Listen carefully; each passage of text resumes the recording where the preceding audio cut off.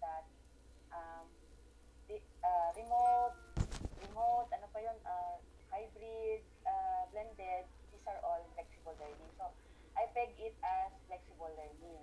So if you look into this, I divided the flexible learning into two. No, this is online delivery and correspondence or the printed learning packet. This is because um, we thought of if if if parents would opt or their connectivity is not so good, they will have to choose printed learning packets, no learning packets or the Thank you. correspondence we call it. Pero I told the academic council yesterday that these learning packets can also be uploaded or ano ba ang term dyan? Thank you very Uploaded to much, our Dr. Marilyn, Google Class platform. So which for your means welcome kung mag-choose ang message. parent na pwede ako for online, what we have So, figured out or as what we Dr. have Marilyn produced as mentioned, our this webinar correspondence can is also be brought to uploaded you to by our online PEMEA, delivery. Philippine Educational So for this Measurement and particular training, Evaluation for our online Association, delivery, which and together I with know you'll our use the eClass partner, platform, mas maganda Amicus yung sa Koi atin na Solutions. Later in um, the webinar, you will we have to hear from the familiarize what president is the of online Amicus Koi, environment because as and she will Lay, be as Prof. discussing Lay more mentioned, that about this her is really something company new for and all the of us. products No? that they Even offer. I included So thank myself in this you. training And as because mentioned also by as the Dr. leader, I have Marilyn, to I know am what's Dr. going on and Christine what's Joy happening. No? Baliada, So we have to the Vice familiarize the President users of to PEMEA. the online And environment. And before then we basically proceed we with need the to revisit webinar, let me just tell the you a use of few more eClass. Some information of our teachers are about the already using, Philippine but many are Educational not. No? Measurement and And then, Evaluation as Association. what also Lay So mentioned, that we PEMEA also is need the to only familiarize association, our professional teachers to organization learning here in the country that focuses interactive on learning sites for assessment, them to measurement, use testing, and in their evaluation. delivery So of we the are training. an On the other organization hand, of for the educators, correspondence to printed, we need to researchers, have teachers, and measurement effective practitioners all elements and over the procedures. So ano ba country. yung elements and If you want procedures to know to more have an about effective our and interactive association, learning packets? please No? visit our So that website if this will be done, we will have an effective use of www.pemea.org. our You may also follow online us platforms. on At the same Facebook. time, a well-written learning packets. Just go to We will have an effective facebook.com delivery to our slash students. So I PEMEA told the academic council 2008. yesterday, dapat below And effective if you have delivery to students questions, is you actually can one send an more email box, to which is PEMEA really Secretariat the at effective learning of gmail.com. our students. So We in the will middle, also respond to your si Ma'am private Anita asked me the messages other time, that you what is send our learning via design? Since our we are really Facebook grade group. school, We what is hope really that fitting for grade you school will is really also gradual release of consider joining responsibility. our Mas organization gradually integrate webinar na nga yung after mga our talk. sheets, video clips, especially Our for lower grades, secretary no? will be However, discussing we will how not you can be a forgo member reflection of and PEMEA. application, which is Ignatian in nature, So, no? But of course, we also need before to I conduct legal introduce assessment our and speaker, other let educational us materials first can be have integrated in some the learning design that guidelines we design. and reminders So for this altogether, ma-merge webinar. sana namin ito so Here that we are can some deliver tips for a better, if not best, fruitful even if it's webinar session. remote, First of all, even if monitor yung para your bang they can learn internet it connection. independently on their own or maybe with the help of their parents or We their know that you colleagues. are live Yun lang streaming for this today. webinar, and if your internet connection is not stable, then you will experience some lag and you might not hear some of the discussions. So, as much as possible, please close all apps that could influence connection speed. For example, you may want to close your Google Chrome or your web browser, close your Facebook account, and just open Microsoft Teams so that you can have a continuous connection and listen well to this webinar. Next, we also would like to encourage you to stay focused. As much as possible, do not multitask because you will not you might miss some information. Our speaker will be sharing with you later on a learning management system, and if you don't stay focused, you might miss out on those important information. Please do take notes as well. If you take notes, then you will be able to remember more of the information. But we also assure you that our webinar presentation slides are available in our PMEA website. So they are actually uploaded already to the PMEA webpage. Just go to www.pemea.org and you can click on the link there, and that will give you the the webinar slides for today. And then we also encourage you to engage and participate. If you look at your Microsoft Teams app, you can see the question and answer button. So it looks like an icon with a question mark. Just click on that button and you can ask your question. We also encourage you to provide feedback. So later on in the webinar, we will be sharing a link with you where you can provide your feedback in our evaluation form. So I hope that you remember these tips for a very fruitful webinar session. Also, some reminders. A webinar certificate will be provided for all attendees who will submit an evaluation form. The evaluation form is accessible through this link. This link will be posted later on in the Q&A button or the Q&A portion of Microsoft Teams app. Please note that this link is case sensitive. The certificate will be sent to your email within 3 weeks after the webinar. So we are asking for your indulgence. Please allow us to create or prepare our certificates and double check as well the names. Within 3 weeks, we will send these certificates. Please note that your certificates will be sent to the email address that you provide in the evaluation form. So if you do not write the correct email address or if you misspell the email address, then you will not be able to receive your certificate. In the registration form, many emails bounce back. And so we encourage you to double check your email address when you fill out the evaluation form. And also, if you do not receive your certificate after 3 weeks, please email pemeasecretariat@gmail.com. Please note that we will entertain questions about the certificate after you have not yet received it after 3 weeks. Thank you very much.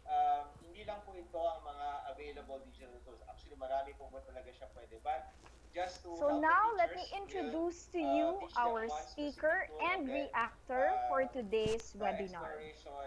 Our main speaker for this webinar is Dr. Carlo Magno. He is the ex-official president of PMEA. He is also the founder of the Center for Learning and Assessment Development Asia. His area of specialization is on measurement, evaluation, and the analysis of test data, particularly using item response theory.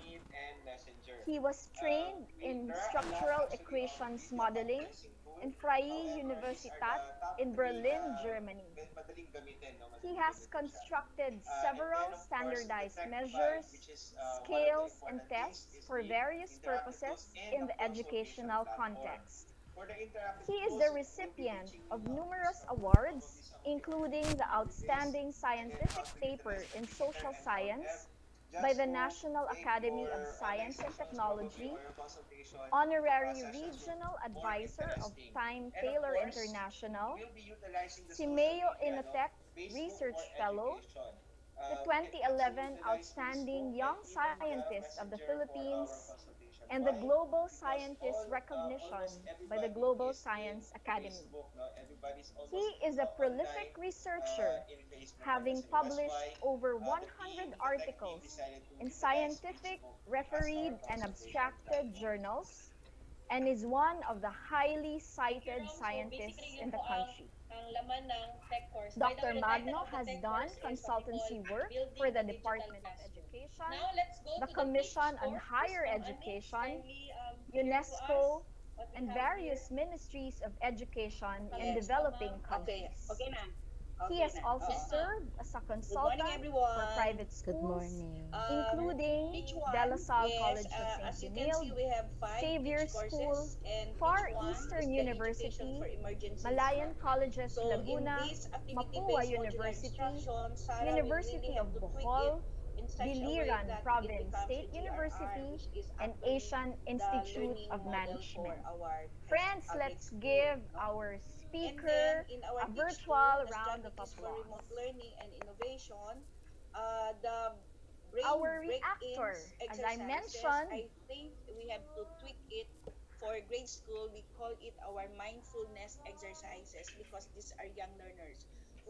may I introduce as well our reactor? Thank you. So I will also introduce our reactor for today so that we can go straight with their presentation later. Our reactor in today's webinar is Mr. Alejandro Ibanez. He is currently the Assistant Director of the Global Resources for Assessment, Curriculum, and Evaluation Incorporated, or GRACE. GRACE is an assessment and research firm providing assessment services to schools and other educational institutions. He took his master's degree in sociology at the University of the Philippines, Diliman. He served as special project coordinator at the Development Strategies International Consulting Incorporated, handling research projects in partnership with the Department of Education and Asian Development Bank. In 2018, he led the Philippine delegation for the conduct of UNESCO's regional study on the culture of testing in the Asia Pacific, which investigated through a nationwide case study the socio-cultural factors affecting the prevalence of testing culture in the Philippines. Ali, as we um, call him, is an active member of professional organizations such as the Pambansang Samahan sa Psikolohiyang Pilipino or PSSP, and he's a current member of the Board of Trustees of the Philippine Educational Measurement and Evaluation Association. His research interests are qualitative methodologies, qualitative data analysis, discourse analysis, educational research, test development, assessment, among other things. In good days, he likes to write his thoughts as a netizen, scholar, and a writer on things that matter. And in bad days, he spends most of the time in Netflix and Twitterverse. Friends, let's give another virtual applause to our reactor, Mr. Alejandro Ibanez, or Ali. So now I turn over the microphone to our main speaker, Dr. Carlo Magno. Thank you.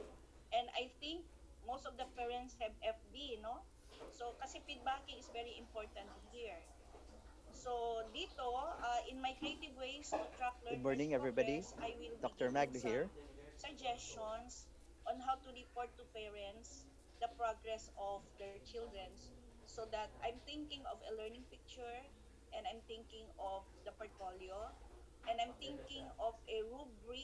Okay.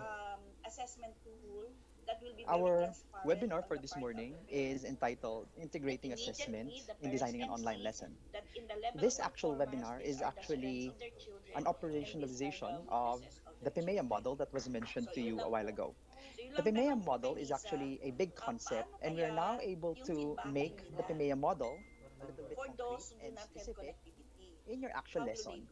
And how do you actually design a lesson online making use of various learning management systems and other platforms? The outcome of our particular webinar for today is for faculty members who should be able to design an online lesson or a module for the course that they are handling and how to integrate assessment for that particular lesson.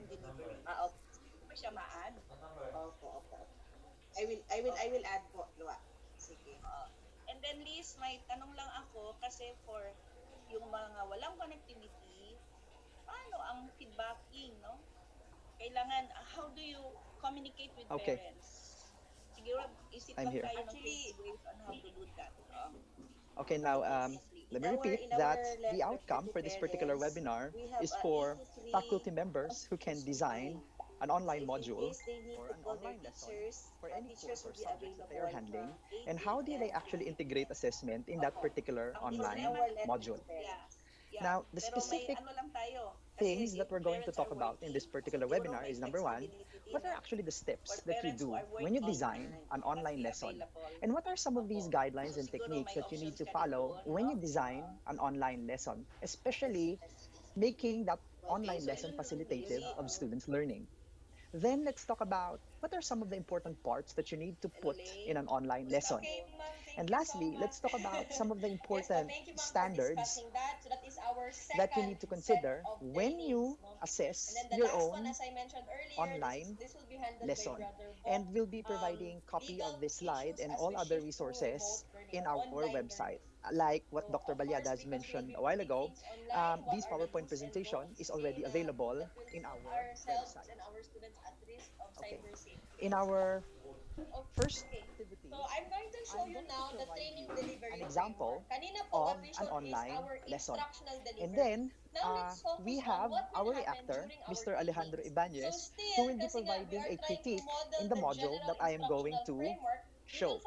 Our guiding question here is that when I show you the online lesson, and if you're the student, what are some of the difficulties that you will be encountering when you go over this particular online lesson? Now, let me shift now my screen to the online lesson.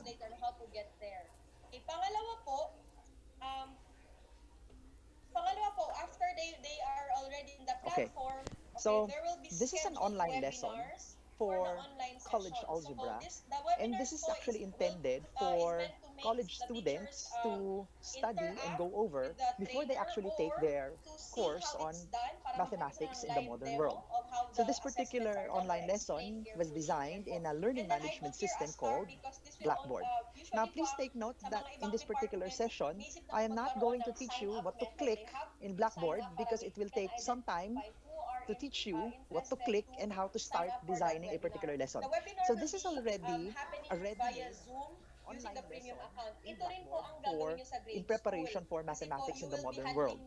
Okay, so you will notice that in this particular online course, you have the lessons are organized according to modules. So you have module 1, algebra, lesson 1 and 2, and then module 2 for algebra, and module 3 for algebra, module 4 for geometry.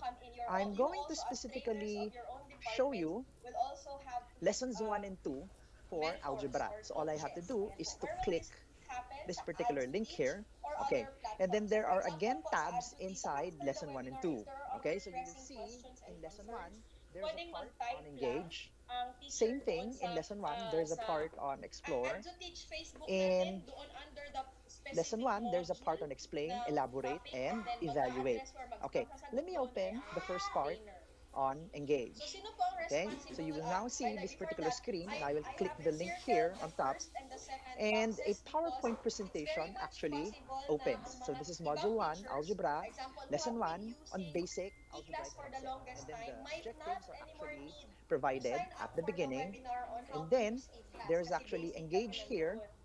And then there's a situation, there's a mathematical situation that the students will have to read. Okay, and then there are more specific mathematical problems that are presented in the Engage. You will also notice that there are questions after the mathematical situation. Can you still recall the first time you used numbers in a daily affair? When you buy something, how do you know that you were given a correct change? How do you know the amount that you have already saved? Okay, so after you go through this Engage, okay, there's an indication in the slide that you will have to proceed to the next section.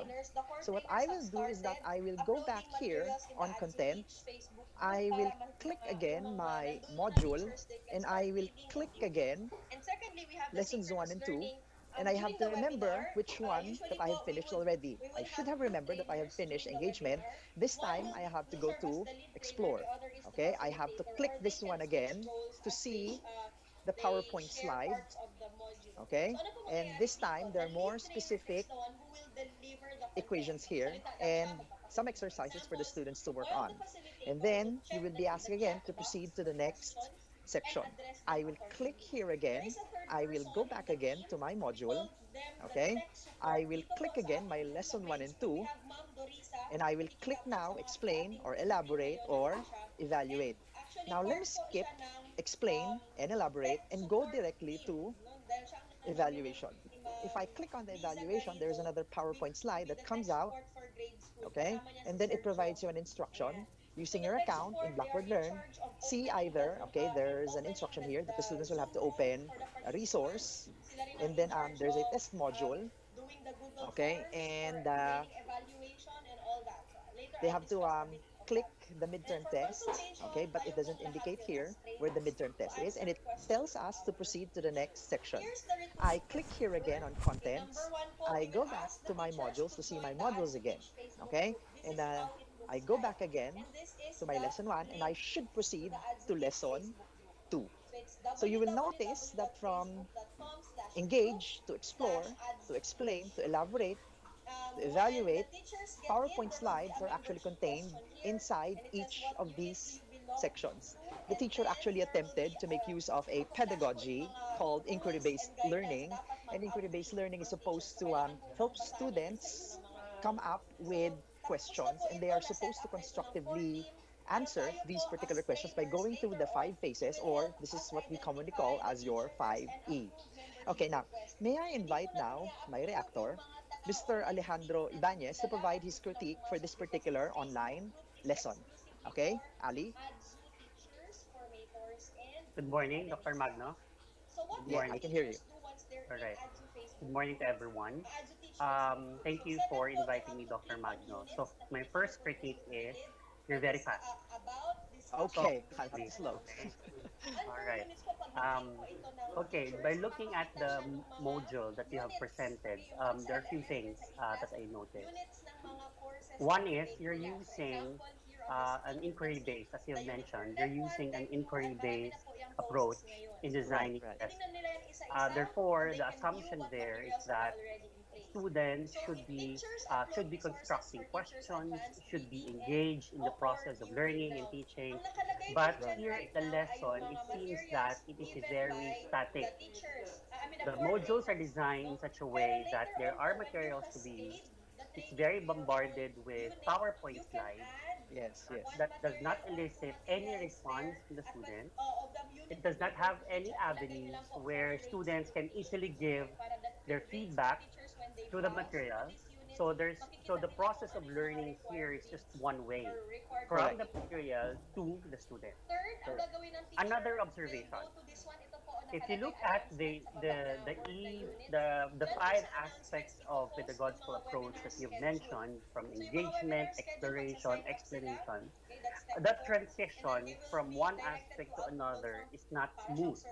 So technically speaking, you have to click one lesson that talks about engagement, and after going through a lot of activities, you move on to the next aspect, and then you have to go out to that student, go back to your previous actions and movements, and click again different sets of buttons and categories.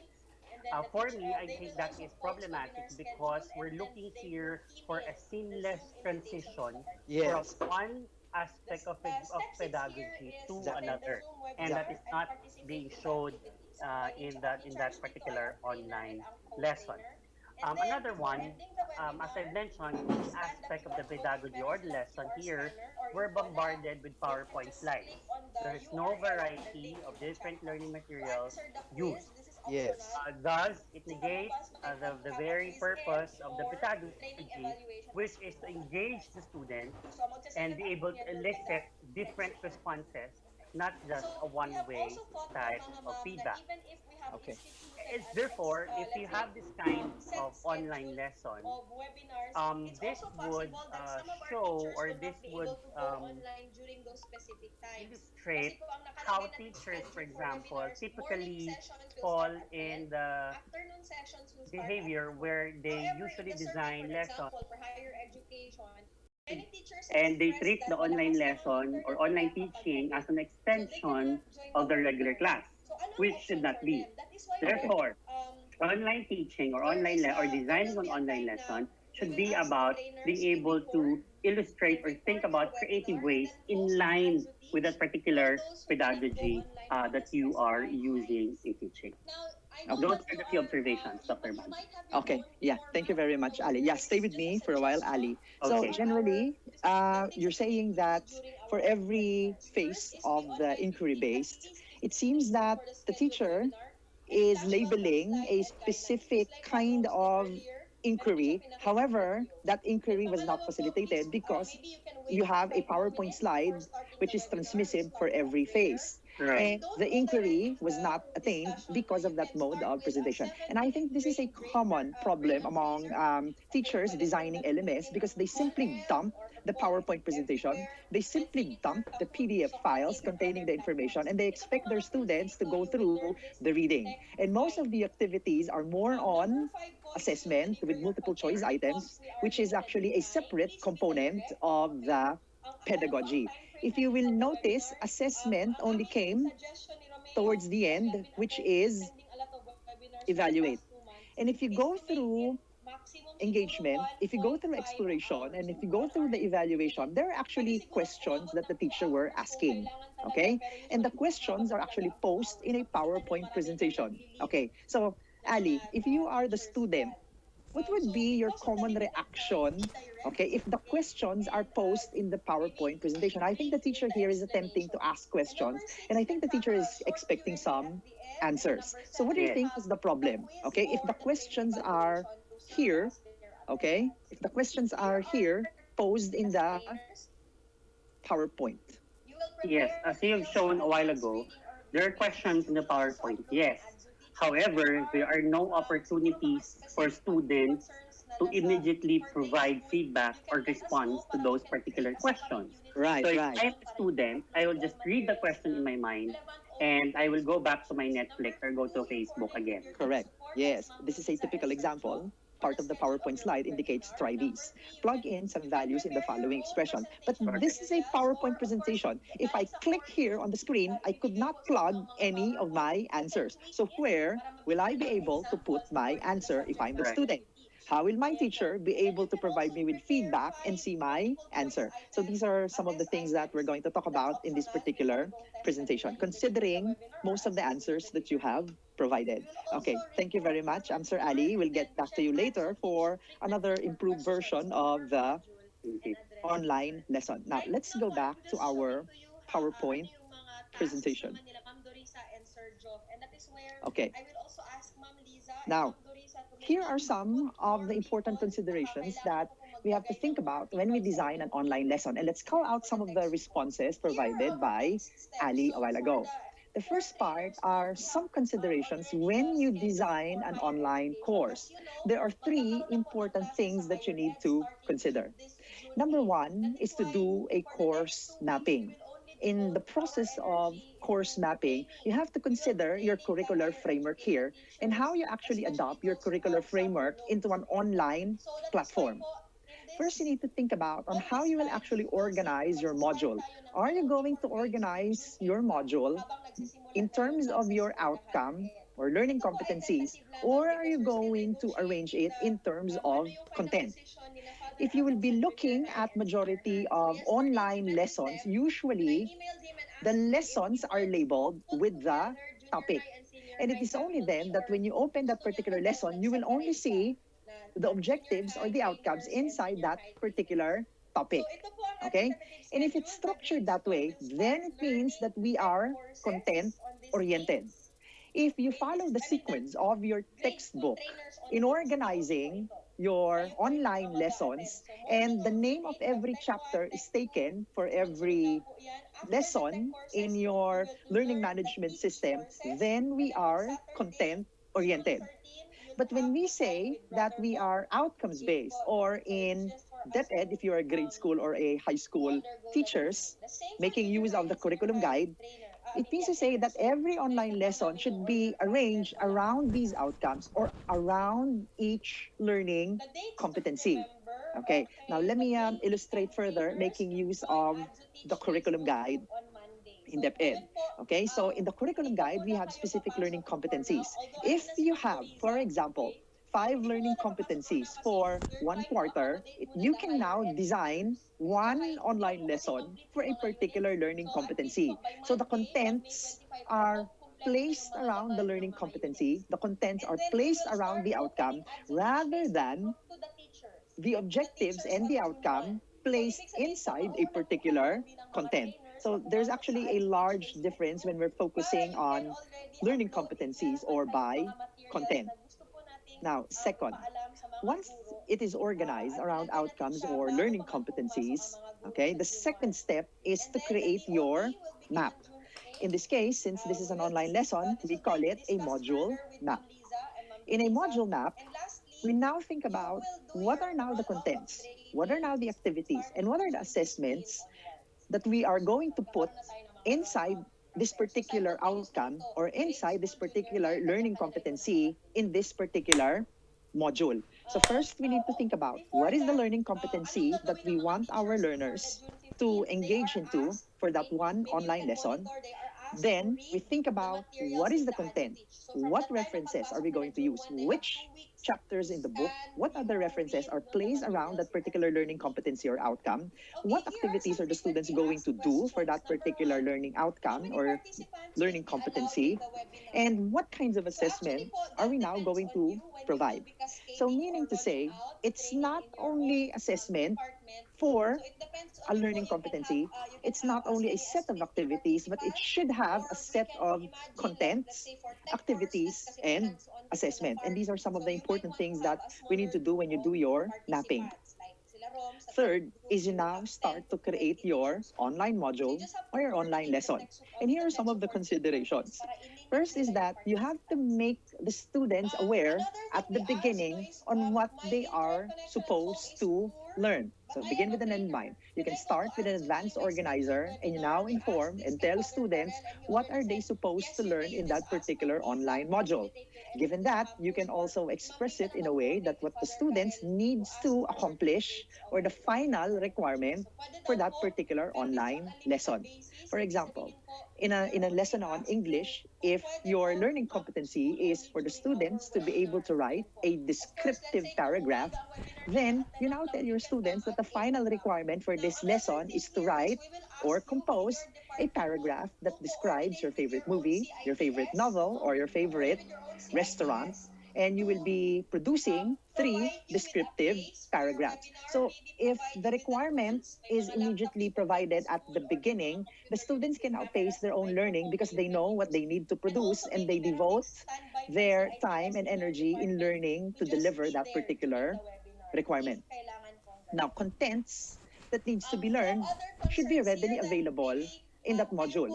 Let's try to avoid that the students will have to go out of the learning management system. Let's try to avoid that the students will have to click outside of the learning management system to search for the contents and information that they will actually need to study. As much as possible, in the same window, the learning contents are all provided. So, meaning to say, you can start putting the video presentations inside that same page of the online lesson. The reading materials are already found inside that particular lesson. Hyperlinks are actually provided inside that online lesson so that the students will not have to go out in that online window anymore.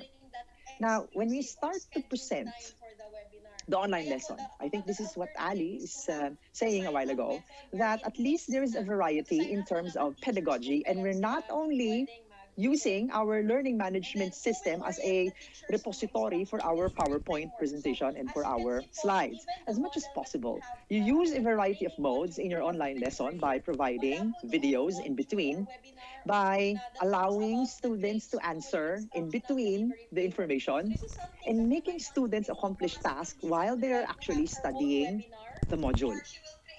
Okay, so these are your three steps. First is you organize your lesson around your curricular framework. Second is you do your mapping around your learning competency or your objectives. And third is you create now your module and lesson. When you start creating your module or your online lesson, here are some further guidelines when you start building.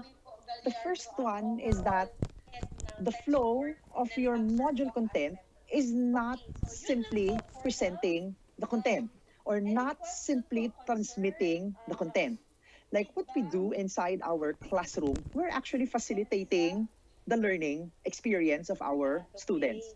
And it's the same thing when you teach online. The content and the presentation should also facilitate the content that the students are learning, meaning to say that there's a pedagogy involved or there is instructional strategies, there are phases of learning involved when you present the content to your students.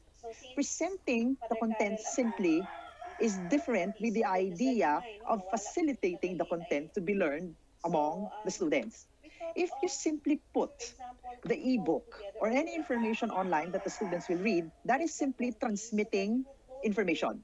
But when you facilitate the content for learning, then it means that we're now making use of Opo. variety Face of to face. strategies, and our online instruction now starts to become learner-centered. And a little bit later, I'm going to show you an example of an online lesson on how do we actually facilitate learning.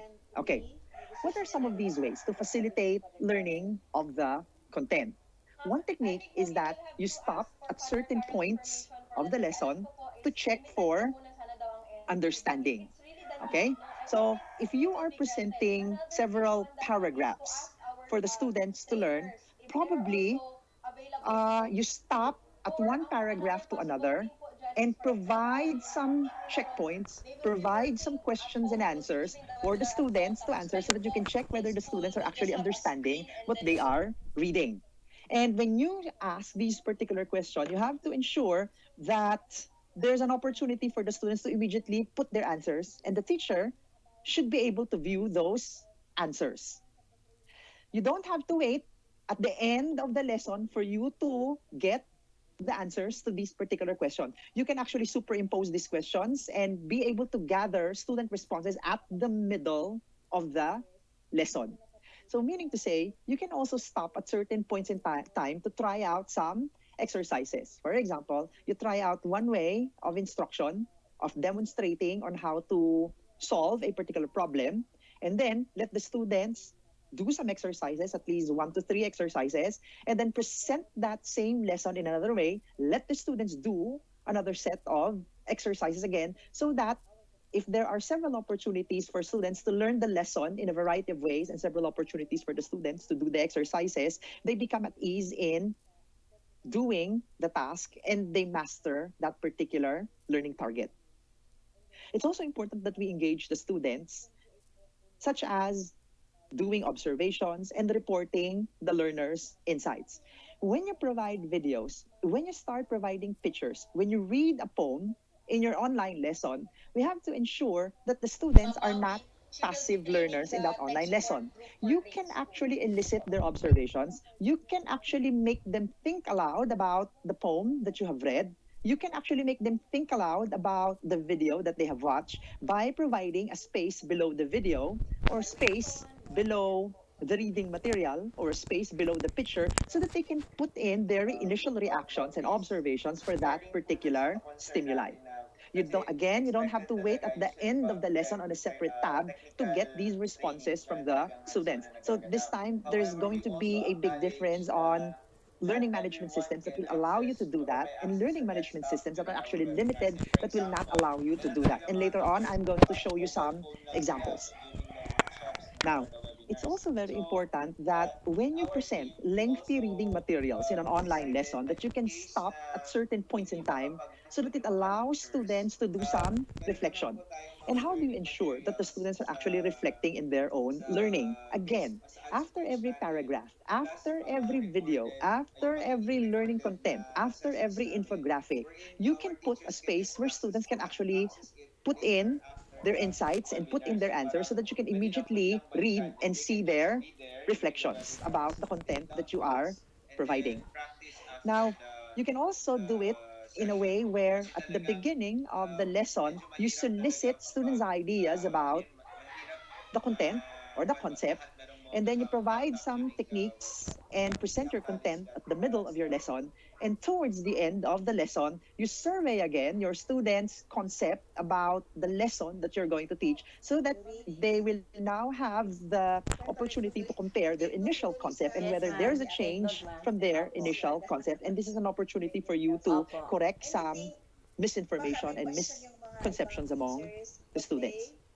Now, it should be noted that the module should be easy to use, that the online lesson should be easy to use.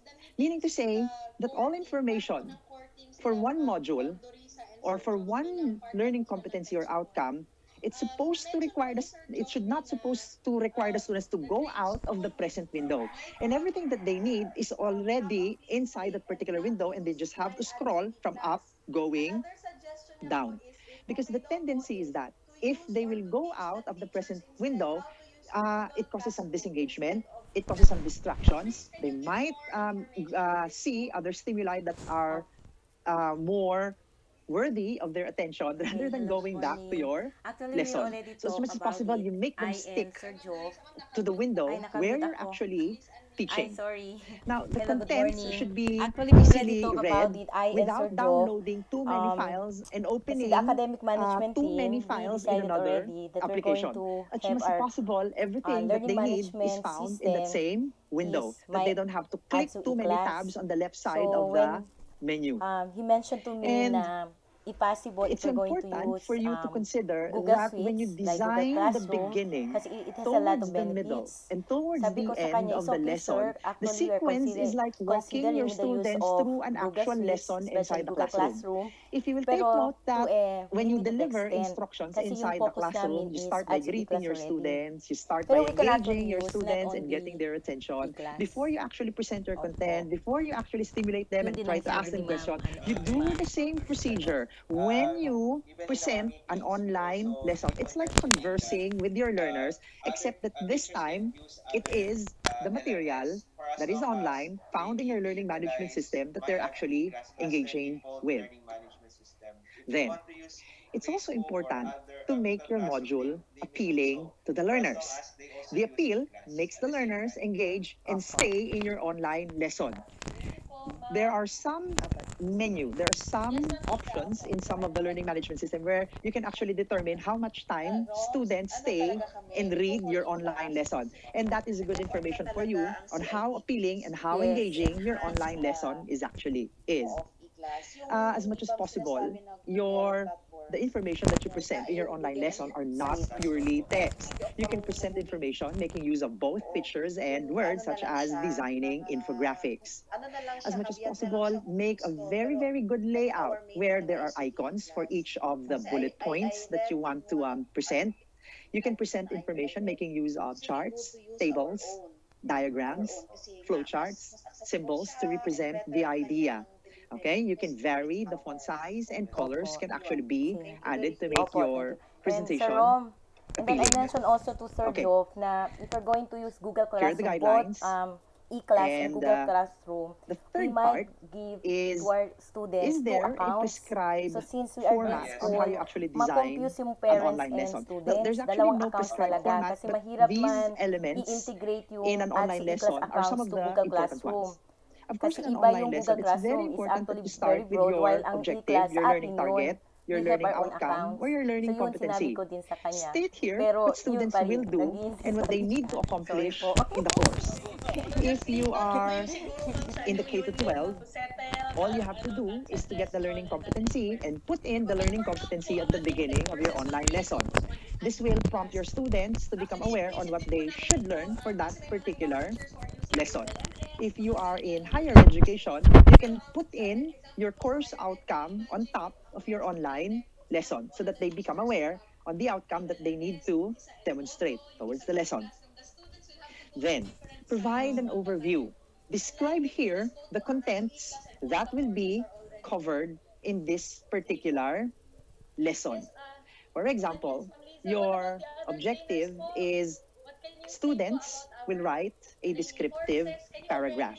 So in the overview, you can inform your students here that we will be starting with a review of the other kinds.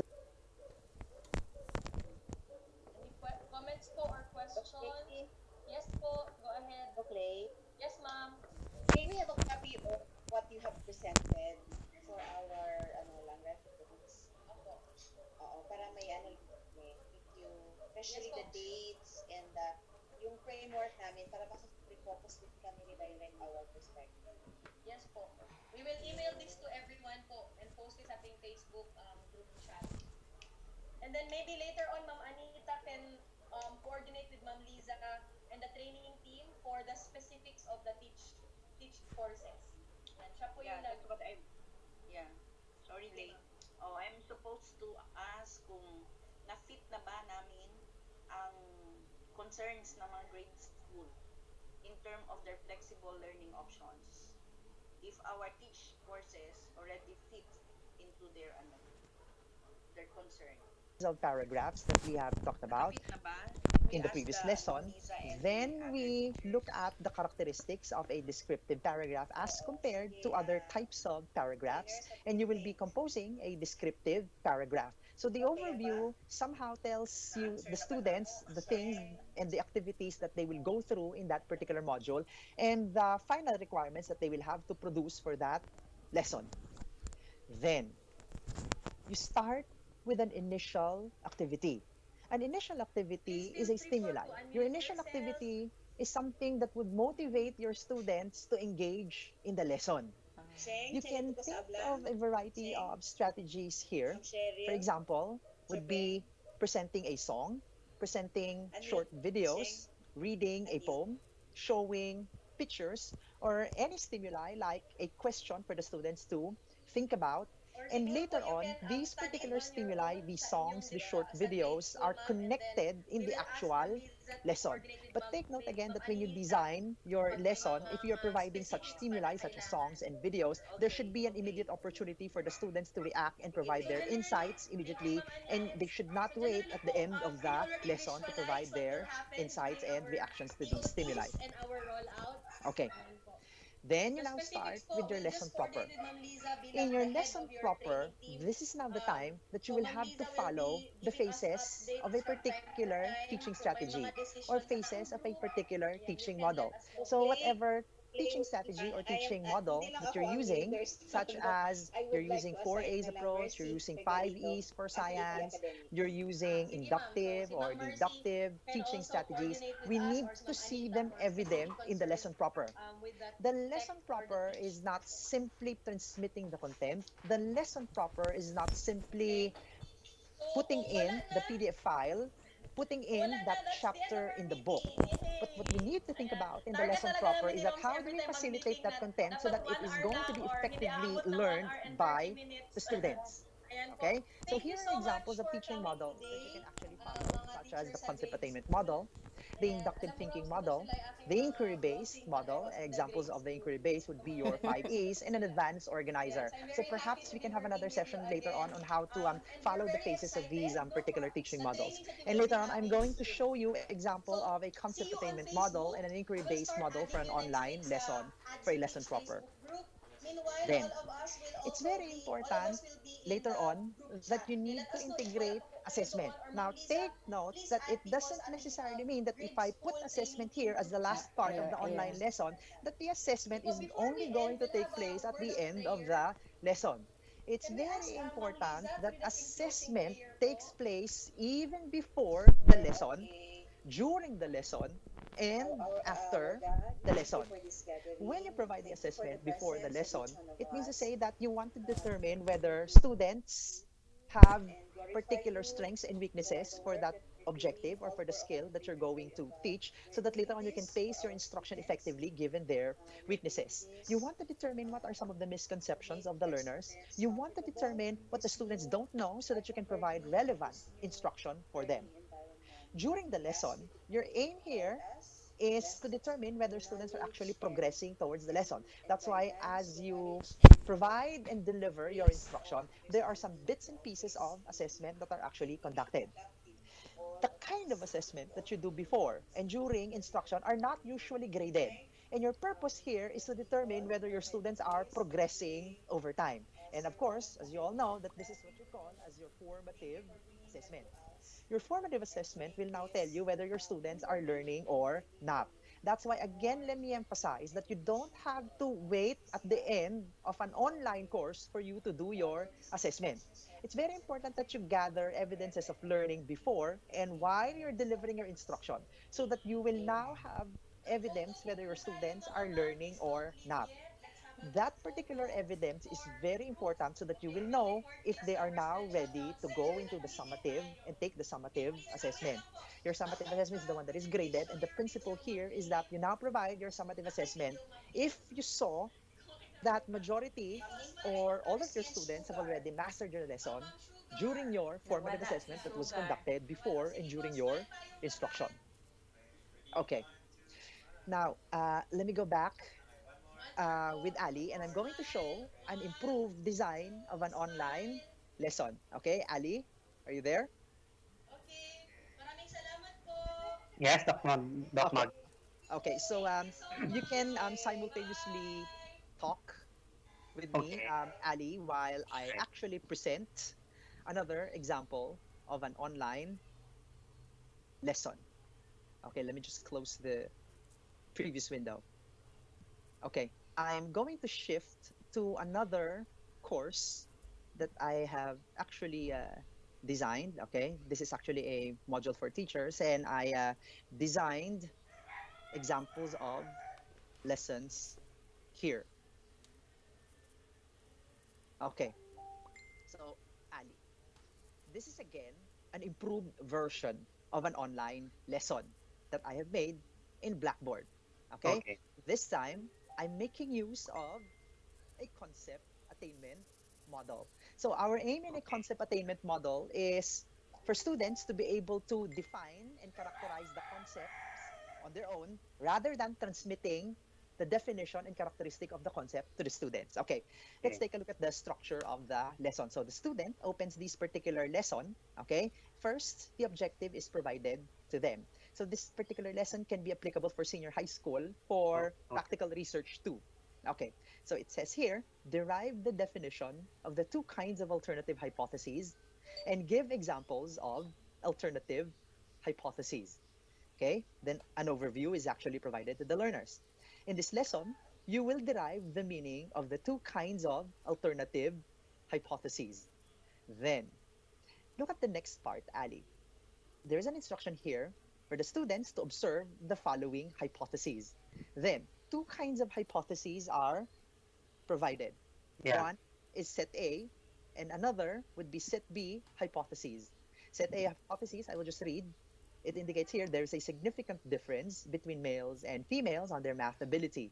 If you look at set B, males will significantly perform better in math as compared to females. Then, immediately, look at the next prompt. The students are actually prompted to compare set A and set B.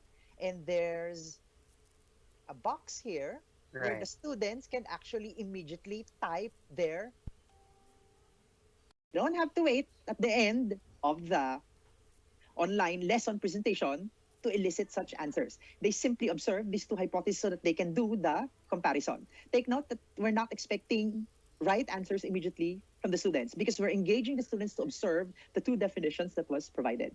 Then look, there's a follow-up question. What are the characteristics of set A and set B? Again, there's a space here where the students can actually put in their answers. When the students actually put in their answers, the teacher can actually see the answers immediately. After they answer this one, look at the next phase. Okay, they start watching a video, and you see the video is embedded here. And if I play this one, the video will actually play. Actually, the video now tells the students about the concepts of the two kinds of hypotheses. And then, after watching the video, there's another prompt here. Given what you have watched in the video, what labels can you provide now with the two examples of hypothesis that was previously shown? They should have learned from the video and say that set A hypothesis is a two-tailed hypothesis and set B is a one-tailed hypothesis based on the video. So they're now connecting the concept that they have watched from the video from the examples that was provided. Then there's another follow-up question. Give other examples of hypotheses for the first set, okay? And give an example for the second set. So the students will have their initial trial to give their own examples of hypotheses. Then look at the next one, okay? How did you arrive with these examples? And then the students put their answers here. Look at the next question. What guided you in coming up with the additional examples? Okay? And then the student is prompted here to leave a particular message to the teacher, okay? If they have questions. If they have questions. Okay, then the assessment is here. And now the students will have to give their own examples of a two-tailed hypothesis, and they will have to convert that two-tailed hypothesis into a one-tailed hypothesis. So given the principles that we have talked about a while ago, Ali, you will notice that the students will not have to go out of the window to go through each phase of the concept attainment model. They don't have to go out of the same window to go through the assessment. And student responses are now elicited at every aspect of the teaching and the learning phase. And you will notice, Ali, that in this particular strategy, we're not simply transmitting the information. What we commonly do here, when we want the students to distinguish the concepts, two varied concepts, what we usually do here is to immediately tell the students that these are the two kinds of alternative hypotheses. And the first kind hypothesis definition is like this, and this is the example. And the second kind of hypothesis, and this is usually that is our strategy. But in this particular case, it's actually the students who derives the definition by observing examples and characterizing the examples that are actually shown. They label the examples after they characterize it by watching a video, and you engage them in assessment. Okay? So this is how you do it in a concept attainment model. Okay, let me just provide an overview. This system is created by Jerome Bruner. And according to Jerome Bruner, if you want the students to derive definitions of concepts, you have to start with examples. Let them compare examples and non-examples. Let them characterize the comparison. Let them label the examples. Let them come up and arrive at their own examples. And there's some metacognition where the students critically examine how they arrive with their own example until the students can do the assessment. Okay, now, given this kind of strategy where content is not dumped, okay, what kind of learners do we expect here, Ali? Yeah. Okay, so Dr. Magno, what you've shown, this one is an improved version. Yeah. This is a better example where through the concept attainment model, you were able to show the smooth transition and be able to elicit the attributes, the features of that particular concept through concrete examples for students be able to do contrast and comparison and extract the definition of hypothesis. So you were right a while ago in mentioning that this kind of module lesson is it was able to elicit responses, not merely giving the definition immediately to the students. Right. So as you were mentioning a while ago regarding type of students, right? So if I'm the teacher and I have this kind of online lesson model in my Yes. pedagogy, it assumes that students should be self-regulated. In other words, students are expected to have an active role in the process of learning, Right. where Right. where they will be able to do interactive process and they engage themselves and do reflection through metacognition questions or metacognition activities. Right. Therefore, my question to you, Dr. Magno, is how can students or how teachers, for example, be able to develop with the students the skill of self-regulation? Correct. Correct. So when you say self-regulation, the student becomes independent. The Okay. student should be active participants of their own learning, where they will initiate their learning by opening the module without others telling them to do so. And they completely finish the contents of these online lessons from the objective until they finish your summative assessment without being disengaged and without getting out of the module, without copying others' Right. answers, and diligently and conscientiously answering each phase of the prompts provided in your strategy. Okay. Now, in order to answer that particular question, we need another semester to talk about the principles of motivation according to Pintrich. However, if we now talk about flexible learning delivery modes where online lessons can be done even outside of the classroom, such as in different learning environments, such as in the homes, you have to take note that the parents now play an important role to create that culture of learning in their very homes. And there are many ways on how they can actually create that culture of learning. And it's very important that the child will have to perceive the parent as someone who is an expert, as someone like a teacher, so that they will have to start by listening and paying attention to the parents. It starts by providing guidelines and opportunity and schedule on when should learning take place in the homes. Okay, so perhaps we can have another full session on how to actually motivate learners. Okay, let's Okay. go through the other example. Okay, very fast. The other example is an inductive thinking model. Okay, again, the objective is provided. Derive the different forms in a geographic composition of the Earth. Again, you start here with the stimuli. Okay, it says here, after our field trip, here are some of the things that you have seen. So you have mountains, rivers, sea, hills, waterfall, valley. Now, usually the point here is that you want the students to study different landforms and water forms. But look at the way it is presented to the students. So different landforms and water forms are actually presented mixed. We're not distinguishing them. And look at the first prompt. Observe the list. What categories can you form out of the list? So the students will have to take a look at these particular elements here, and they have to create their own category.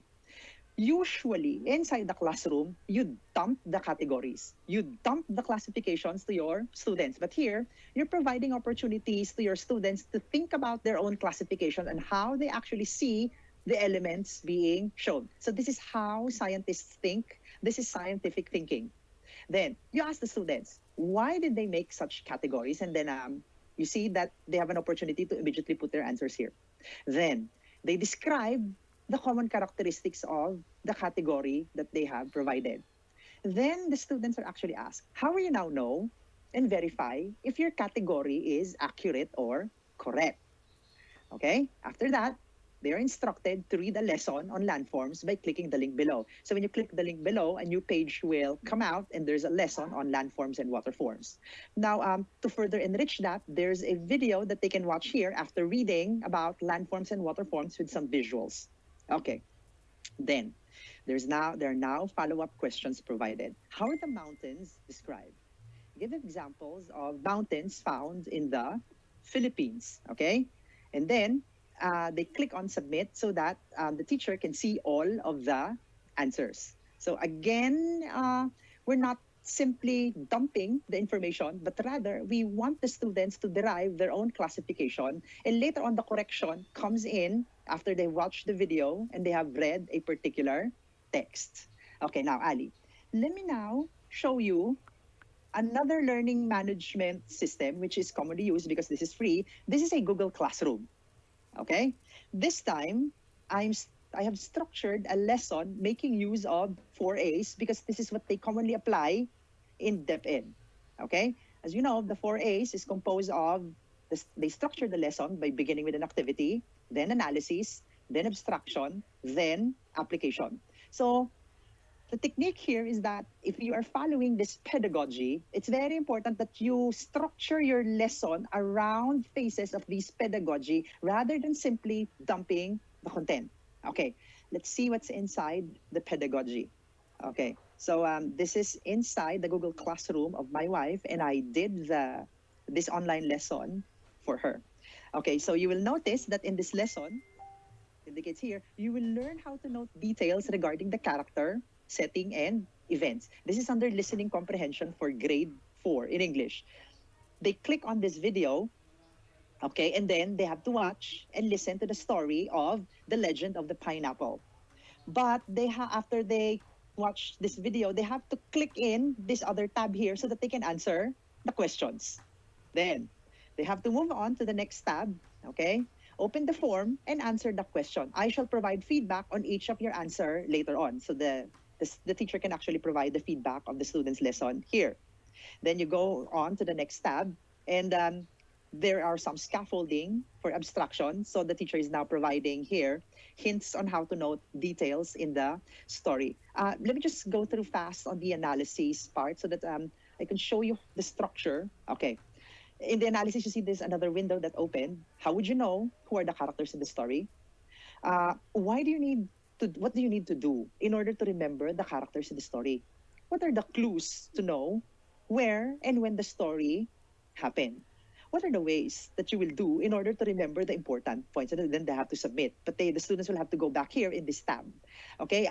So in this particular learning management system, it's not as powerful as the previous one where I can make continuous.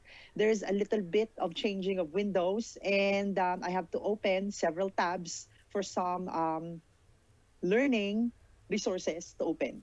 But I can still do some variations like in the application part. Okay, there's an instruction here where this time you will listen to your teacher in a Google Meet, and the time will be from 9 a.m. to Wednesday. So the student should read this one, and then your teacher will narrate about what she did during the quarantine period. And after that, answer the following question. So the student clicks this one, the Google meeting, and they have to listen to the teacher for this time. And then the students are instructed to click this form again so that they can answer. So you will see that the presentation of the lesson is not continuous from top down. The student should know that they have to click this one followed by this one. So prior orientation should be given because we're now using a different learning management system. Okay? And then towards the end, you can provide your summative assessment. Now, let me just show you the summative assessment. If you click this one, since this is listening comprehension where students note details about the characters and setting, you see they have to click the video and listen to the story, the ants and the grasshopper. Then questions are provided. Okay. Then there's another story. Okay. The hare and the tortoise. Questions are provided about noting details. Okay. And then the students submit the answers, and then the teacher provides feedback later on. Okay. So these are now examples of a learning management system. Now, Ali, I'm going to present next a set of criteria in assessing designed online lessons. Okay, and then I want you to make use of this set of standards to rate the concept attainment model that I have designed. Okay, the first part of the checklist would be on the parts. You just say yes or no. Look at this one. The first criteria is that the objectives or the outcome is indicated at the start of the lesson. Is this a yes or a no, Ali? Hello, Ali? Are you in? Hello? Yes, Ali. Okay, let's go over this All one. Okay. right. Look at the first criteria. We're now rating the online lesson that I have made, making use of concept attainment model about the two kinds Okay. of alternative hypotheses. The Okay. first one, the objective or the outcome is indicated at the start of the lesson. Is this a yes or a no? Yes. Okay, so this is yes. I now have 1 point. Second, the overview of the contents that will be covered is provided. Yes. Okay, so 2 points. The contents are substantial. Yes. Okay. 4, the learning tasks are aligned with the objective or outcome. Yes. Okay. Initially, I wanted the students to derive the meaning of hypothesis and give their own examples. Right. Did the students do that towards the end? Right.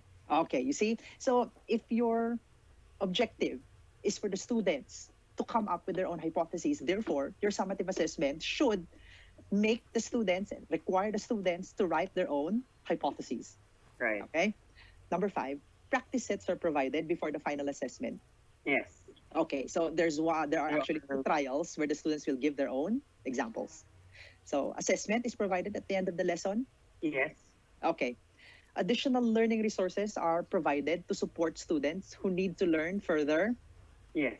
Actually, Towards I the end. neglected to do that. I should have Okay. provided supplementary links or pages from ebooks so that they can read further about hypotheses. So let's put this one as a no. So perhaps towards the end, before I give my final assessment, I should have provided their links for some further Okay. readings. Okay. Second criteria, in terms of appearance. Okay, number 1. There are various representations of the content, such as textual, images, infographics, videos, games, Ah. and websites. Yes. Okay, I have provided videos, but Videos. did I provide images and infographics? Textual. You have textual. Yeah, I have textual. material. Okay, and Yeah. videos. Okay, and Yeah. there are websites. Yeah. Now, usually you use infographics if the concept that you're actually teaching is heavy. Yes. Okay. The second one, the flow of the content from the initial activity to the last part are all found in the same page. Yes. You did Yes. that outside of the LMS. Okay, yeah, I think this is the strength of the online lesson created. Right. Number 3, the graphics and the videos are relevant to the focus of the lesson. Yes. Very relevant. Okay, the length of the lesson is appropriate to the learners. Yes. Okay, you see, in 4 minutes or 5 minutes, depending on how fast the students answer the questions, they can distinguish one-tailed and two-tailed hypotheses without going through lengthy reading materials. Okay, number 5, all elements such as buttons, the links, and the option that needs to be used can be readily seen. Yes. Everything is there. Yes, I don't have to exit that same Right. window and look for the next part of the lesson. Okay. C, eliciting learning. Number 1, prompts are provided to obtain immediate response from the users. Yes. There are questions where the users are expected to write their reflections or insights during the lesson. Okay, let's compare this with the Google Classroom lesson. Okay, the Okay. 4 A's. Okay, prompts are provided in the Blackboard lesson, but in the Google, what do you have observed in the Google Classroom? What I observe is that you still have to go out. So when Yeah. you click, for example, the video or the image, it would require you to go out of the window or the LMS and Yeah. understand and explore those materials outside of the LMS. Yeah, and if you have questions at the middle of the lesson to check for You understanding, cannot, yes. yeah, you cannot do that because you You have to cannot do open that. the Google Forms, Not right? the questions, the opportunities for students to ask questions or to give their responses are not embedded in the system. Yeah, okay. Uh, I think this is also true for other learning management system that I have tried, such as Canvas and Schoology. Okay, second one. The results of the assessment are immediately provided. Where results of yes, in the Google Classroom. Okay, now if the assessment task has a right and wrong answer, the rating of the assessment can immediately be seen. How many of your answers are actually correct and how many are wrong? But if this is a constructed response and the questions are open-ended, might No. take time until the Might take teacher. Yeah, that's why this is the concept and the idea of an asynchronous learning. Okay. Right. Third, there are several trials on assessments provided. Yes. In the Google Classroom, there are some portions of questions where some metacognitive questions are posted there in between the lessons. Yes. Okay. Okay. Number 6, the activities are designed where the learners have an opportunity to collaborate. While there are some interactive questions, I think there needs to be an opportunity as well for students to collaborate, and in the Google Classroom, it's not being shown. Yeah. Usually in Google Classroom or in the Blackboard, you can create group works where you can make some subsections, and then the students can do some discussion board on their own for every particular group. But in the lesson that I've made, there's none. Yes. Okay. Then number 7, the lessons help the learners process information before the face-to-face session. Yes. If this is a blended learning. Yeah. Okay. So since the information is already presented and learning is facilitated, when the student now goes back inside the classroom, they can start asking some clarifications to the teacher, and the teacher won't have to repeat the entire lesson all over again. So this is the point of a blended learning. This is the point of a flipped classroom. Okay? Now, I think this is the last part, Ali. Okay, so in this particular presentation webinar, we have provided you with some of the guidelines and techniques on how to design an online lesson. And when you now make the format and parts of the online lesson, you see that assessment is ongoing and it's not limited towards the end of the lesson. Okay, so the PowerPoint presentation for this particular webinar is found in our website at www.pimea.org/learning-resources. Okay, you can download this PowerPoint presentation there. You can make use of the checklist when you rate and do self-assessment of your own online lesson. Aside from that, may I request the audience for this particular webinar to answer 2 of our survey. The first survey, there is a button there that would request you to answer a survey about the status of formative and summative assessment in schools. And the second one would be a survey for a study that we're doing in PIMEA about the technology competencies of the teachers. All of these are found in this particular link. So if your cameras are on, you can take a picture of this particular link. Okay, and then if you have further questions, you can send me a message, okay, in my Instagram. Okay, so this is my Instagram at Carlo2020Feb. And like my pics in Instagram. All right, let me shift now. Okay, so that we can go on to our question and answer. Okay, thank you very much.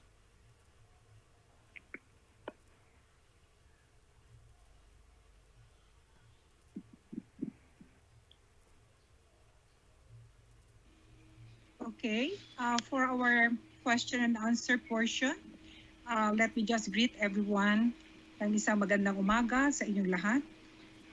So this is Dr. Belen Chiu, or aka Mother Belen, currently the treasurer of PIMEA, and I will be the moderator for our Q&A session. But before we start, let me thank everyone for joining us in our second webinar brought to you by PIMEA and sponsored by Amicus Koi. Heard we are almost 6,000 in attendance. And of course,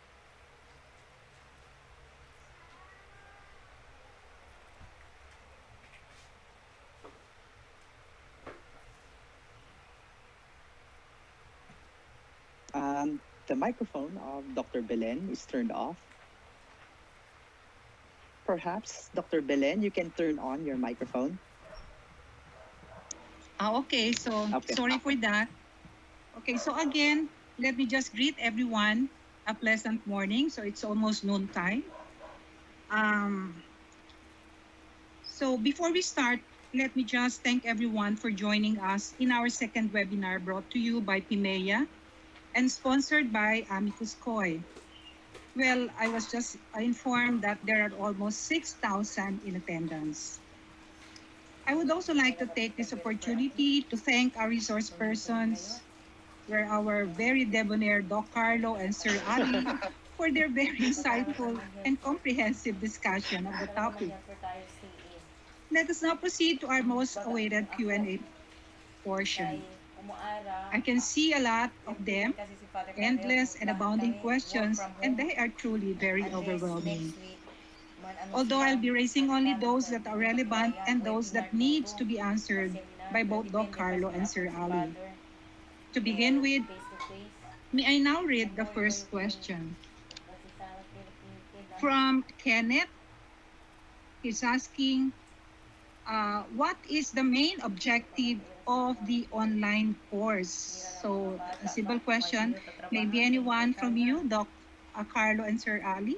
Okay, okay, who wants to answer? Okay, I will. Anyone? Yeah. Yeah, go Carly. Okay. So what is the objective of an online lesson? So are you referring to the online lesson that we made, or an objective that every teacher will have to make in an online lesson? Okay, let me just This was asked clarify. by Kenneth. What is the objective of an online lesson? Okay, the objective of an online lesson is similar to the objectives that you set in your lesson plan. It's similar to the objectives that you put in your syllabus, and it's the same objective that you get from the curriculum guide, and it's the same learning outcomes taken from your syllabus if you're teaching in college. So that objective, those learning outcomes are simply taken from the curriculum and you put it as part of the contents of your online lesson. So that's an objective. So the overall objective when you create an online lesson here is, number one, you are operationalizing the idea of a flexible learning approach where there are students who couldn't actually come physically in the school because of pandemic, because of disaster, because of distance. And one of the ways for the students to be able to accomplish an online lesson is going through an online mode. But take note that going through an online mode is not the only way to deliver the lesson. Another way is by providing hard copies of modules for the students to accomplish. And then they have some stations where they put in later on their answers so that their work is actually monitored by the teacher. Okay, I think this is the objective of an online lesson. You want to reach as many students as possible. You want to make education more accessible, especially for the students who could not attend and go to the classroom physically, especially in times of pandemic, where distance becomes a barrier for the students to attend physically inside the classroom and to do some face-to-face. I think these are some larger objectives. That's why we have to create some alternative and flexible ways to reach the education of students to continue education. That's why we design online lessons. Okay, but if you're referring to the objectives of an online lesson, these objectives are actually taken from your curriculum guide or your course outcomes. Yeah. Next question. For our next question, from Janet.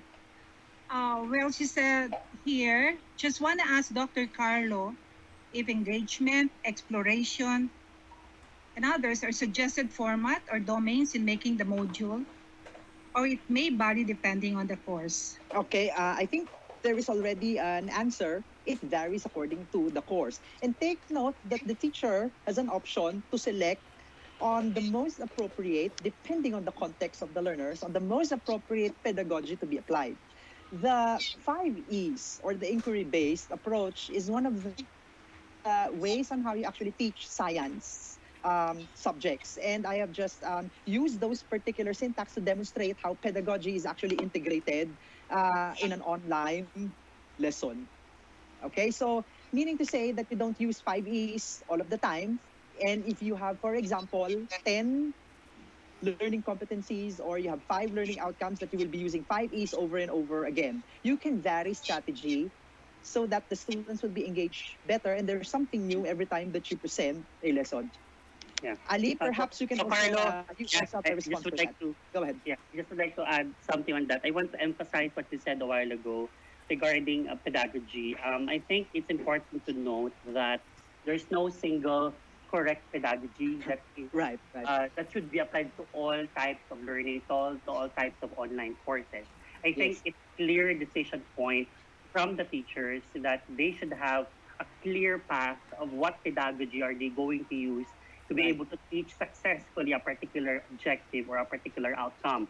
So, in one online course, for example, if you have varied sets of objectives and varied sets of outcomes, you can use different sets of pedagogies that are appropriate and Yes. aligned with what you are aiming to teach.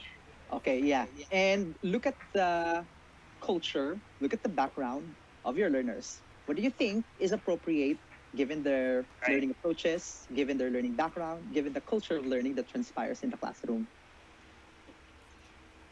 Okay. Doc Belen, next question. Yeah, thank you for that again, Doc Carlo and Sir Ali. We have another one. Seemingly, it's again from Kenneth.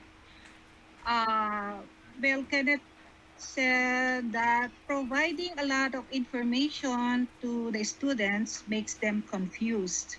So is there any other way or option that we can to provide to the learners so they will not gonna switch to other folders? Okay, providing a lot of content. I think we have provided one important principle that when you present content heavy information to the learners, you can present it in a variety of ways. One is to create infographics, which is a combination of illustrations, pictures, and words. The second one is to present information making use of charts, graphs, and tables.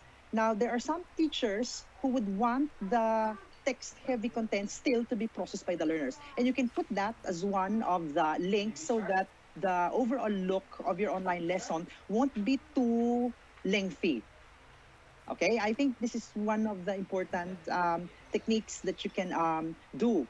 If the lesson is content heavy, yes, I agree that sometimes students becomes disengaged because of the lengthy readings. But the idea here is providing several options for the learners. There are learners who would want to read complete information, so that needs to be provided on a link within the same page. There are learners who wants to see a gist of the lesson, and that's another option that you can actually provide in your online lesson.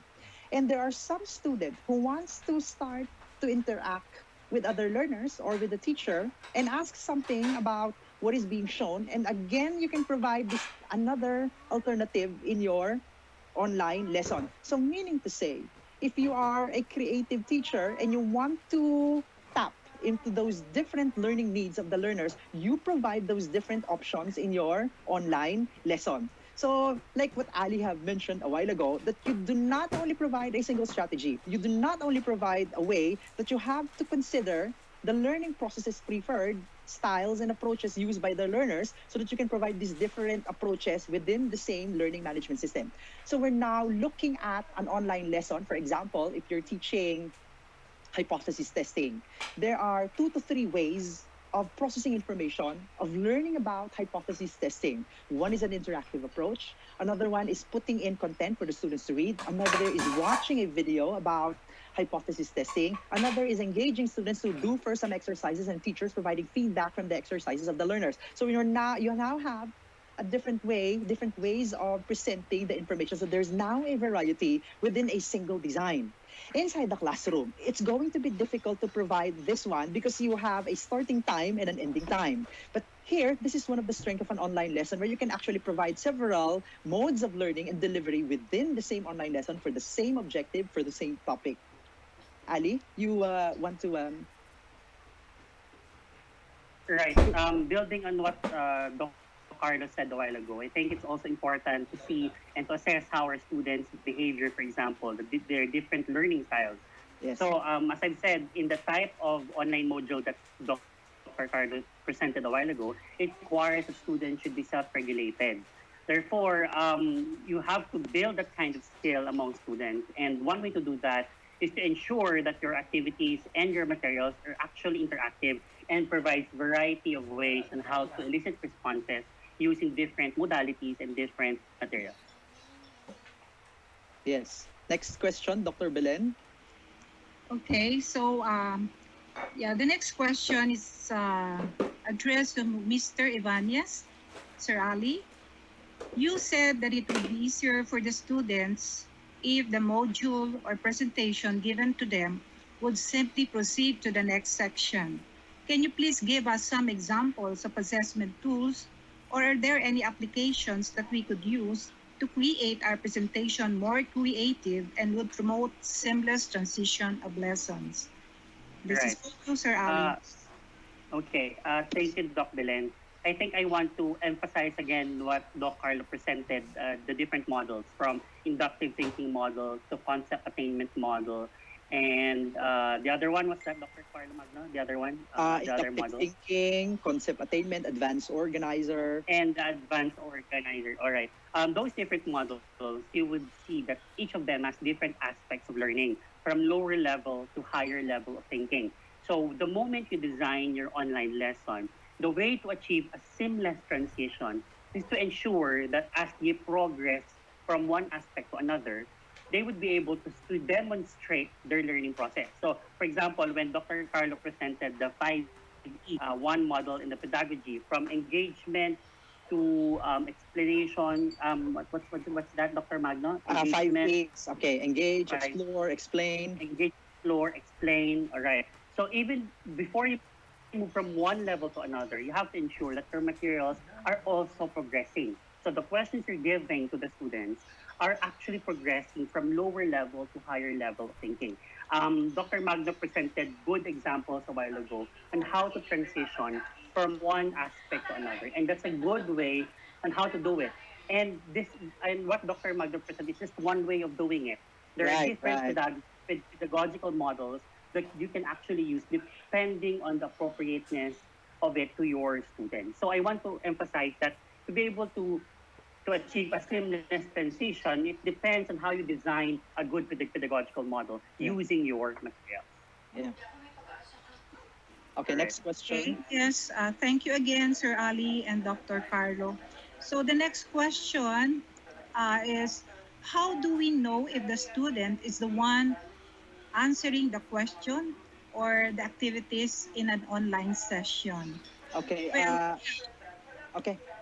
You want to go first, Ali, or I give my answer? Yeah, I can respond to that. I Okay. think this question came up as well in our previous webinar about how to ensure that students are not cheating, how to ensure that students are the ones really answering the assessment items, etc. I think um, it's difficult to do that or to achieve at least authenticity, for example, in an online learning. But there are many ways. So one way, for example, when you do authentic assessment, you can ask them probably to put on their camera or video themselves while they're doing or while they're taking those assessments. Um, but I think that's a thing that needs to be decided on by the teachers. No, Dr. Magno, what do you want to say on this? Okay. It depends on the kind of assessment that you're actually doing. Okay. You know that there are two kinds of assessment. One is your formative and one is your summative. When it Right. comes to your summative kind of assessment, this is the time that we have to be a little bit more strict. And your formative assessment, as much as possible, your student engage on it because it is for their own learning. Now, for the formative assessment, you allow the students to answer it on their own because anyway, this is not graded. And what we're after here is to see whether the students are learning or not so that they become ready on your final summative assessment. Now, I think when you ask the question, how do we ensure that it's the students who are really answering? Okay, in a summative assessment, especially if you are administering your quarterly assessment or a graded summative assessment online. Okay, one, it's very important to note that your assessment is not limited to paper and pencil mode. You can do a performance-based type of assessment as your summative or as part of the grading. Okay, so if the performance-based task requires a demonstration, requires a presentation, okay, you can ask your students to join you in a webinar and they can demonstrate in the webinar. If you ask your students to come up with a production, they can video their production and upload it in your course or in your subject inside the learning management system. Then use your rubrics to rate that. The most important part here is that when you decide whether you're going to give a written type of assessment or a performance-based type of assessment for a summative, go back again to your learning competency, to your outcome. Does it require paper and pencil or does it require a performance-based type of assessment? Or in a blended type of classroom, if you have a very strict paper and pencil, depending on your school policy, a very strict paper and pencil test, then these are the time that the students will have to take it inside the classroom, or they go to particular centers or barangays and someone is monitoring them, okay, to do that assessment. However, there are sites that actually gives you techniques to avoid cheating, and one of them is actually provided by Ali. One is that when the students actually answer your online test where there is a right and wrong answer, okay, one is that there's another device or a video that watches the students while they are answering. Okay, there are some online resources or apps that you have to integrate where the students could not open any other window to search for the answers. Third, by putting a time limit for the students to answer. Third, the contents cannot be copied and pasted in the online platform, especially if this is an assignment. And you can do that in Blackboard. I don't know if you can do that in other platforms. And sometimes teachers actually randomly arrange the sequence of the questions from one student to another so that the students will answer different sequences of the items and it will not be the same, so that they cannot copy each other's answers in sequence. I think these are some of the techniques later on. And take note that you're not limited to paper and pencil approach in an online assessment. You can also do performance-based. Okay, next question, Doc Belen. Yeah, okay. So very well said. Thank you again. The next question is coming from Maria Victoria Balbio. Since reflection is a graded activity and some students do not take it seriously, how are we going to encourage students to do reflection? Okay. Doc Belen, can you ask the teacher, okay, what subject requires reflection and what is the specific learning competency from the curriculum that says about reflection? Oh, I really don't know if she's Okay. if she Because- can if she can, you know, answer. get to your yes. Okay. So this is the idea here. I have actually looked at learning competency from kindergarten until about grade 12. And I don't think that there's a learning competency that would require reflection.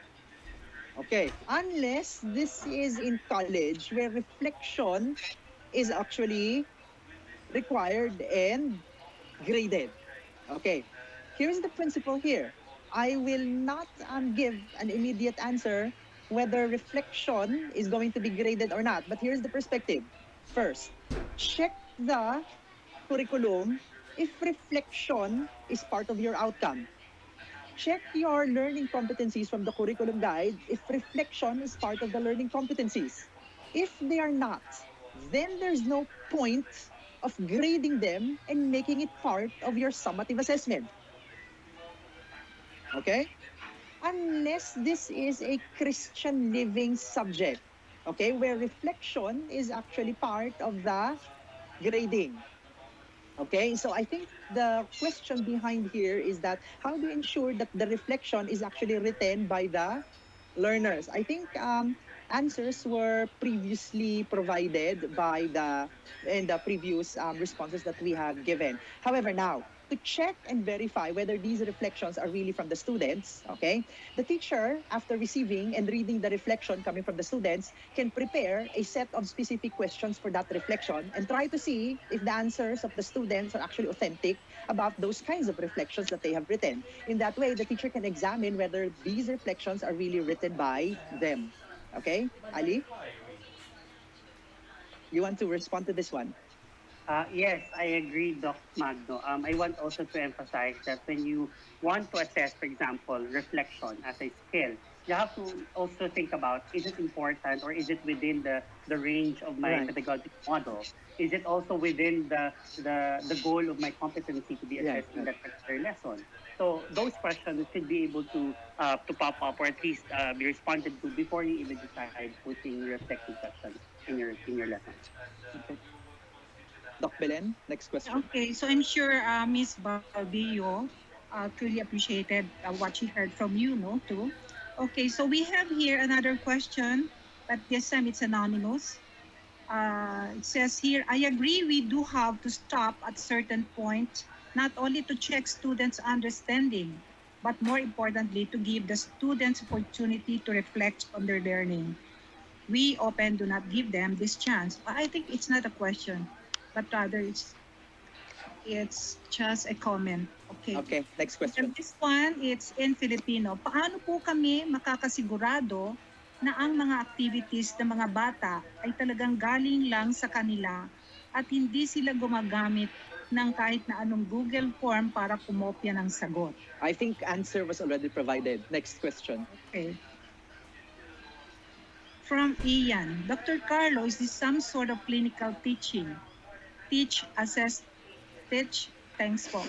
Okay. From You Ian. can actually You can actually provide any name that you want to give it. You may want to call it clinical, okay? But in literature, this is the nature of formative assessment, where you assess, diagnose students' learning, then you teach, then you assess again, you teach, then you assess again, so that you can see the progress of your students, and you interject the instruction and the reteaching in between, so that you are supporting student progress until they are able to master the task. So you can call it whatever you call it, as long as the procedure and the implementation is actually done, and that's what's important. Ali? Yeah, I totally agree, Doc Magno. I think we can proceed on entertaining one last question. Doc Belen? Okay, yeah. Is there a chance, this would be our last question, so there are a lot more questions, but since time really is very limited, no? So if this is gonna be the last, so is there a chance for a teacher to monitor if the students are really following the sequential in order steps, just like the 5 E's? Do we have now that kind of apps, either synchronous or asynchronous modality? Okay, yeah, I actually have an example of one of that. However, I did not show anymore. Okay, where when a question is asked, okay, the student will have to immediately click submit, okay? And then if they don't submit the first part, they won't be able to go to the second part. In that way, it ensures that the student goes through a sequence. And in order for me to do that, I have to do some HTML coding in the Blackboard, so that the submission is by every question and not towards the end. Okay? And I need another 1 week to teach the HTML coding in the Blackboard. Okay. Doc Belen? Yeah. Thank you so much again, Dr. Carlo and Sir Ali, for all those very enlightening answers to the question. So this time, I think, I guess our participants have already absorbed, or rather acquired, the learning target or outcome of this webinar. So I will now pass the microphone to our secretary, no other than Dr. Biol Valladolid. Dr. Biol? Okay, thank you so much, Mother Bell. Okay, good morning, everyone. At this point, we would like to invite you to be a member of PIMEA. There are 3 kinds of membership. One is affiliate, second professional, and then institutional. The affiliate membership is for college graduates, while the professional membership is for those with master's and doctoral degrees. The institutional membership is offered to schools and organizations. As member of PIMEA, you will enjoy the following benefits. Okay, you will be able to get discounts in conferences and other continuing development programs of PIMEA. We'll also enjoy online subscription to our publications, journals, newsletters, and other digital learning resources. Now, how to be a member. First, fill up the membership application form, which you can download from PIMEA website.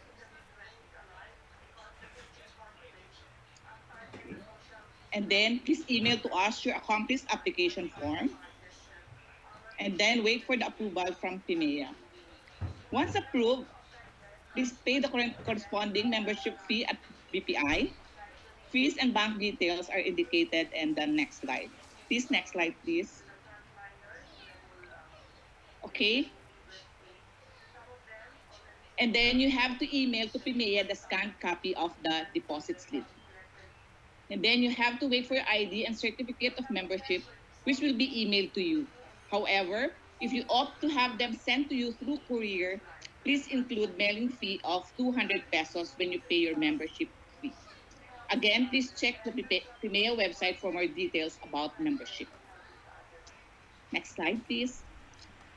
Okay, now we would also like to invite you to submit a research paper for publication in PIMEA Journal, which is Educational Measurement and Evaluation Review.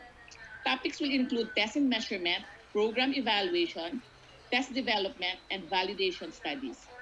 Please email your paper to Dr. Carlo Magno or to Dr. Jenny Coxon. Their email address is indicated in the slide. Again, please visit our website for more details. Lastly, please accomplish the evaluation form for this webinar. You can access the survey form by clicking the link indicated in the announcement or the Q&A board. You'll only receive your e-certificate if you have accomplished the evaluation form. Please give us at least 3 weeks to process all the e-certificates, or they may take more time since there are many participants in this webinar. Okay, again, we would like to thank everyone for joining us today. We hope that you have learned a lot from this webinar. Dr. Magno and Mr. Ali have provided us with the steps in designing the online lesson and the different formats of an online lesson.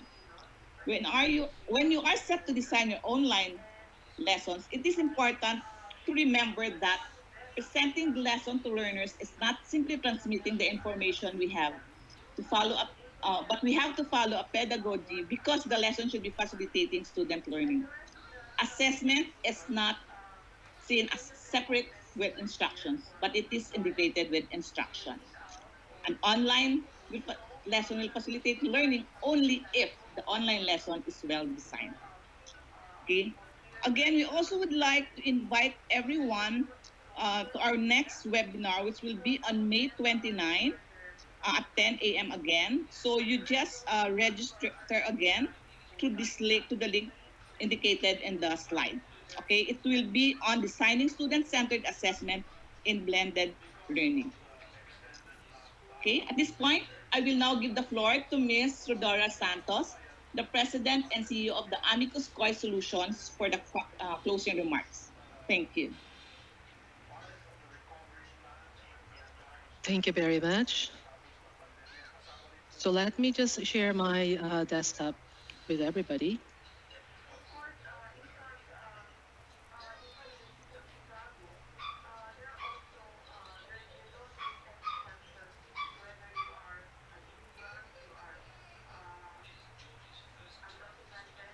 Thank you for joining us today. I know that you have a lot of choices, and thank you very much for your awesome participation. We have seen a lot of your questions for this live event, and we will surely post the actual responses in the PIMEA website. So let me tell you, Mike, I am Maria Rodora Santos, and thank you for this opportunity to spend with you. I'm from Amicus Koi Solutions. I partnered with Microsoft and Crayon, and today's PIMEA live session is provided to you by the Microsoft Teams Live. So this particular tool would allow you to reach out to up to 10,000 people, and then Microsoft Teams would allow you to actually have what we call a breakout session that will be able to have different versions of the like a breakout team with everybody. So what we have to do right now is that because of these online sessions that we're doing, and also with the lockdown that we are currently experiencing, we have been given an opportunity by our major speakers and also our reactors in the background to actually give us a good guidelines of what we have to do in spite of COVID-19. And I know that this will become beyond COVID-19. Any preparation that we're doing right now, it's not just limited to what we have to accomplish. It will actually support everything that we actually do. And all of us here in this particular session is actually intending to actually be able to continue teaching, learning, and mentoring our students. Education is a lot bigger than COVID-19, and that is what we are all working on right now. We have the same mission and we have the same goal. I am an alumna of CEU for high school and Philippine Normal University, and I am pleased to be part of the PIMEA plan to actually reach out and teach everybody. I know that you have a lot of webinars that you have to attend to, but thank you. Thank you very much for choosing to spend your time with us. So I am a supporter and a Microsoft solution partner, and we are offering right now for Office 365 Education A1. This is to actually enable the schools and universities. They are actually giving this for free. And this is because we wanted to have a one-stop platform for the education. So at Microsoft, we believe that we power the global learning, the power of learning from each other, and the importance of collaboration to fuel modern skills that students needs to become successful in the future. But who are the students?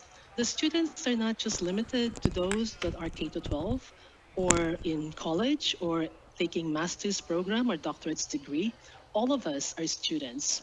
Everybody in this particular webinars and all the webinars that we're seeing right now, we are all students in a separate phase of our life. So please, I invite you to take part, assess, and utilize the Microsoft Office 365 education. It's actually free for you guys to actually utilize it. So why not? I heard a lot of questions about the platform. So I invite you to actually try the Microsoft platform because you can access it anyway as long as you are affiliated to schools, universities. These are all created for educators and for students. The one of the assessment tools that we have that we could utilize is that we have what we call a Microsoft Forms. The Microsoft Forms is the same tool that you have used to actually register when you were requested. And I'll just briefly show you what we have so far. And then let me know if this is something that is actually useful. So what we have is an assessment. What is assessment? According to Sir Carlo, that we needed to have assessment and we needed to actually inject assessment at any given point in time. So what we have done here is that it is a quick assessment. So let's say you have provided an example or an exam or a chapter to read for for your students. You wanted to know if you have like 20 questions. Wouldn't you want to know on top of the 20 questions, what if we're so lucky that the students actually managed to get 15 questions right? So therefore, as a teacher with a 45 minutes session in a class, we can then now concentrate on the five first because five, they probably couldn't get it. And then, of course, at the end of the day, you would be able to see the things that you needed to concentrate on with the limited time that we have with the students. So here is an example of what we have done. We've given a registration. We found that there are 1,906 that responded. So it's awesome. It's beautiful. Thank you for joining with us. And as an organizer or even as an educator, what will